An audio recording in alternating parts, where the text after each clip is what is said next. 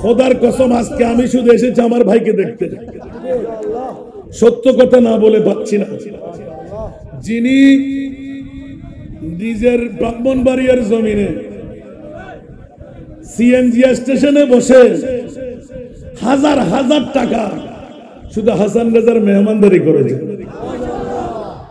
মুস্তাফার গোলামের কত মর্যাদা গায়েব নবী জানেন, মুস্তাফার গোলামরাও জানে। উনি কি জানতেন ওখান থেকে আমরা গ্যাস পূরণ করব? উনি এসে বসে আছেন, আমরা ঢুকতে লাগলাম আর ওনার গাটার সামনে জিজ্ঞাসা করতে লাগলাম, তাহিরি ভাই কি নাই? বড় যে হুজুর ফলানা জায়গায় উনি মাহফিলে গেলেন।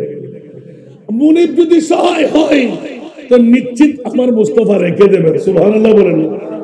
ওরে তাজ্জিবকর মামলা। বলে যে ভাইজান আমি আপনার জন্য দাঁড়িয়ে আছি।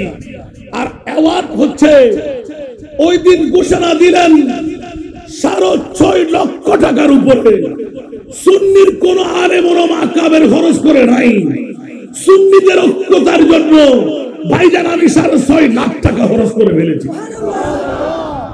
টাকা আপনারা যা দেন বেকার যাচ্ছে না। ছোট্ট একটা প্রোগ্রামের জন্য 6.5 লাখ। আর